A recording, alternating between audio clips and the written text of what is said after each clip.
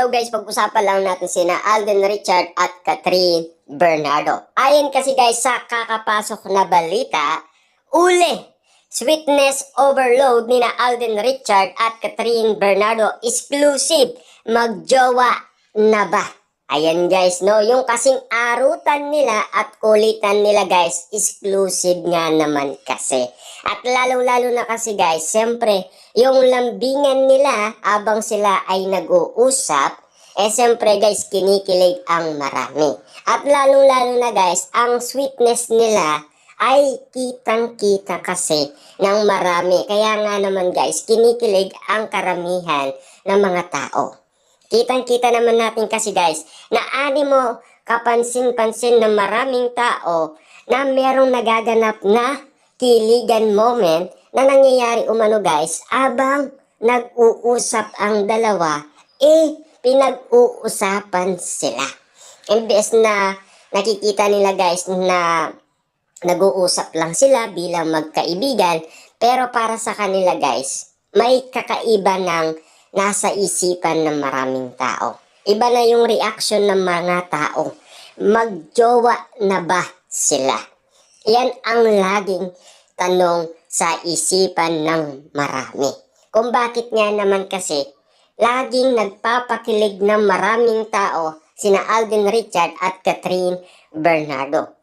Kita niyo naman guys, kakapasok lang na balita, atid ay sweetness overload na kaagad ang pinapakita ni na Alden Richard at Catherine Bernardo. Kaya nga naman guys, kinikilig ang karamihan dahil sa kanilang sweetness at lambingan na wala talaga guys makakatalo. Dahil kitang-kita naman natin guys, panalong-panalo ang kanilang movie.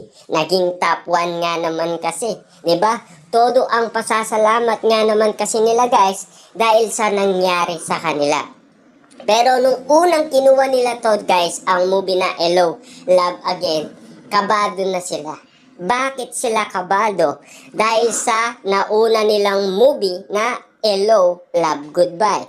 Pero ang ending, sila pa ang nauuna ngayon. Diba? Siyempre guys, alam naman natin, marami ang nagmamahal kina Catherine Bernardo at Alden Richard. Mahirap ng talunin yan guys kasi hindi pa natatapos ang mga bumibili ng ticket kasi hanggang ngayon guys, patok na patok pa rin ang movie ni na Catherine Bernardo at Alden Richard. Hanggat nasa sinihan pa ang movie nila, hindi nila pwedeng tanggalin yan. Hanggat meron pang bumibili ng ticket at nagkakaubusan pa, ibig sabihin guys, mabenta pa. At siyempre, todo suporta ang lahat ng mga Catden fans. Bakit? Almost 5 years kasi nilang inintay yan. Diba? Kahit na almost 5 years guys sa kakaintay, at least, nasa tadhana ang lahat ng kasagutan. Perfect timing talaga guys ang nangyari kina Catherine Bernardo at Alden Richard. Kitang-kita naman natin ang naging resulta. Diba? Kasi kung hindi nga naman nangyari ngayon to, ibig sabihin guys, hindi ganyan ang makukuha nila. Kasi marami yung sabik, marami yung nag-intay, marami yung abangers. Kahit sa iba-ibang bansa guys, maraming OFW naghihintay sa kanilang pagbabalik tambalan. Ano ang nasa isipan ni Alden Richard at Catherine Bernardo? Akala nila guys, wala na. Hanggang isa lang. Diba? Kasi sabi nga ni Daniel Padilla, once lang, wala na.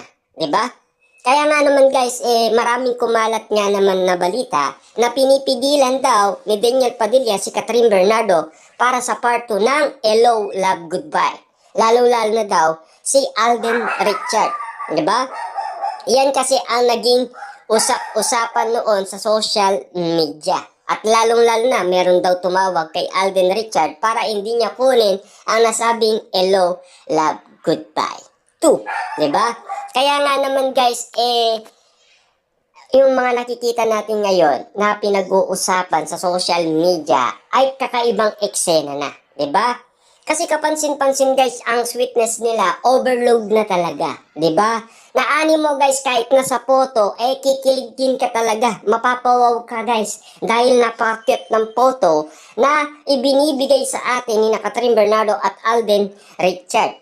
Ganyan nga naman kasi guys, kinikilig ang mga fans. Dahil yan din naman kasi ang matagal nilang ni-request noon pa man. Diba? Kaya nga naman guys, sinasabi nila, huli, sweetness overload ni na Alden Richard at Catherine Bernardo, exclusive. Magjowa na ba sila? Ibig sabihin yan guys, laging tumatanim sa lahat ng mga tao ang salitang magjowa na ba sila. Ang iniintay lang natin dito guys, yung matapos ang lahat ng ito, kasi dito natin malalaman kung anong akbang ang gagawin nila. Na itinanong na yan guys ni MJ Felipe. Ibig sabihin, hindi na sila magsasama, di ba? At sabi nga naman guys, paano sila magkikita? Ang sabi ni Catherine Bernardo guys, kapag daw merong okasyon at lalong-lalo na guys, kapag pupunta sila sa gym. Pero nakasimangot naman itong si Alden Richard sa lahat ng sinabi ni Catherine Bernardo. Sinasabi niya kasi guys na magkaibigan lang sila at nag-iba na ang mood ni Alden Richard at nag-iba na guys ang reaction ng kanyang mukha.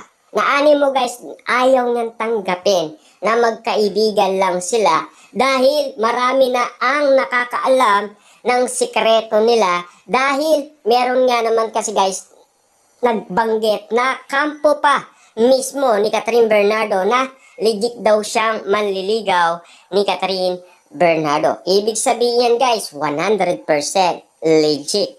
Siyempre guys, yung sinabi lang ni Marvin, pinutol na lahat. Ang daming nanonood, meron pang live video, 'di ba? Ibig sabihin lang yan guys, nalaman na nila na hindi lang promotion, hindi lang pakilig. Ibig sabihin, ang love ay legit na legit talaga. Wala naman guys, ibig sabihin ang ibang celebrity. Ang mga celebrity nga, sinasabi nila na talagang kinikilig sila at napapamahal na sila sa isa't isa. Robby Domingo, ilang beses niyang nauli sina Catherine Bernardo at Alden Richard. 3 times na. Diba? Luis Manzano, diba? Siyempre, nakikita niya yan sa social media. Lalo-lalo na nung binerify niya, nakikiligin talaga si Alden Richard. Talagang swak na swak, spotted na spotted.